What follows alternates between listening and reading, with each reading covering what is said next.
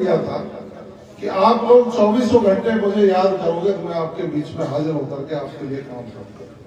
उस संकल्प को पूरा करने का काम कर रहा हूं। मैं ये तो नहीं कह रहा 100% यहाँ से अपराध खत्म हो गया होगा, लेकिन पिछले 2-2.5 महीनों में आपने ये महसूस किया होगा कि अब अपराध करने वालों की रूह कांपती है। मैं गलत कह रहा हूं तो सही कह रहा हूं? अपराध करने वालों की रूह कांपती है। कुछ लोगों ने चुनाव के तुरंत बाद माहौल खराब करने की कोशिश की थी, आपको ध्यान हो।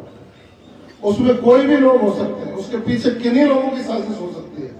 लेकिन मैंने जब पुलिस अधिकारियों को कहा, किसी भी जाति का, किसी भी धर्म का, कितने भी बड़े आदमी का, चाहे कितना भी बड़ा आदमी नगर विधानसभा की शांति भंग करने की कोशिश करेगा, उसका स्थान सलाखों के पीछे ही सुनिश्चित करो, चाहे कितना भी ताकतवर है। और कार्रवाइयां हुई, आज भी पुलिस तत्पर कर रही है। रामोतार जी कह रहे थे कि चोरियां मंडी में होती, कई बार पहले भी चोरी हुई है। यहाँ धरना दिया व्यापारियों ने, मैं भी उसमें आया था। इन सारी चीजों पर आप लोगों को विचार करना है। सुरक्षा की दृष्टि से आपको क्या क्या व्यवस्थाएं करवानी, मैं बात करूंगा। आपको सुरक्षा उपलब्ध कराने की बात होगी, मैं कराऊंगा।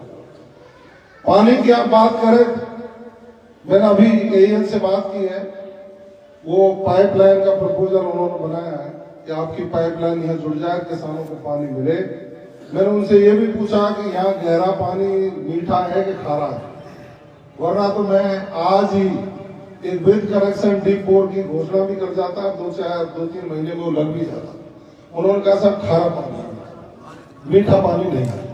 तो पानी तो संबल से या उसी से लाना पड़ेगा।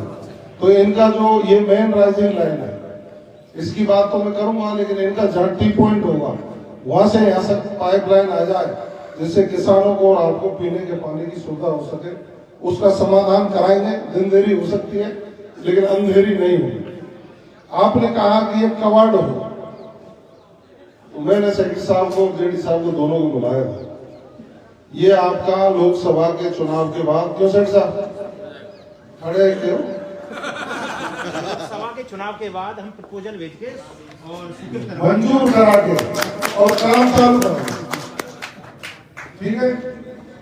एक आपने कहा है बंदरों का आतंक है, दुकानों के सामने टीन शेड होना चाहिए, वो सरकार लेवल का मामला है।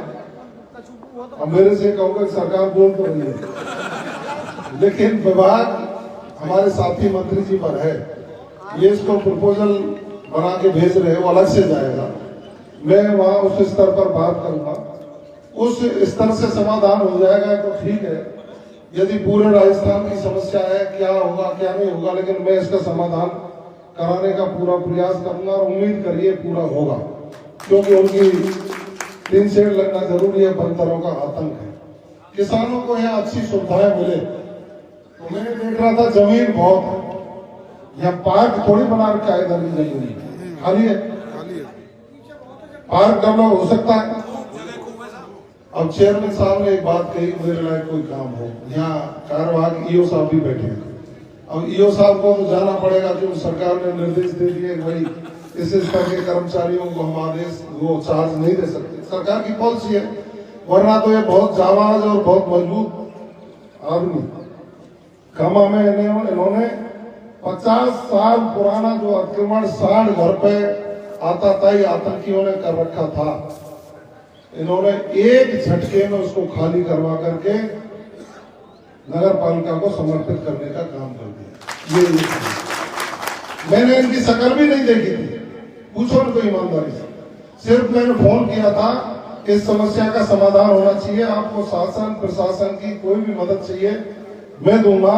इन्होंने वो 3 दिन में काम पूरा करके मुझे रिपोर्ट करी, तो मेरे पसंद आए। मैंने कहा इस आदमी को नगर का कुछ दिन के लिए चार्ज दिला देते हैं। हमने दिलवाया और वो हम क्या करें, उन्हें पड़ गए, सरकार का निर्णय हो गया है, जाना पड़ेगा। ठीक है, जब तक है, फिर भी कोई और बढ़िया अधिकारी ला करके, मैं चेयरमैन साहब से कहूंगा, चेयरमैन साहब हम नगर पालिका की बात आ रही, यहाँ इस मंडी में जो सहमति और जो लेनी है वो तो सेक्रेटरी साहब बैठे। एक बढ़िया सा पार्क उसमें चेयर लग जाए, किसान व्यापारी शाम को व्यापारी बैठ लें, दोपहर में किसान बैठ लें। एक जितना बड़ा कर सकते हो बजट के अनुसार एक यहाँ पार्क बन जाना चाहिए।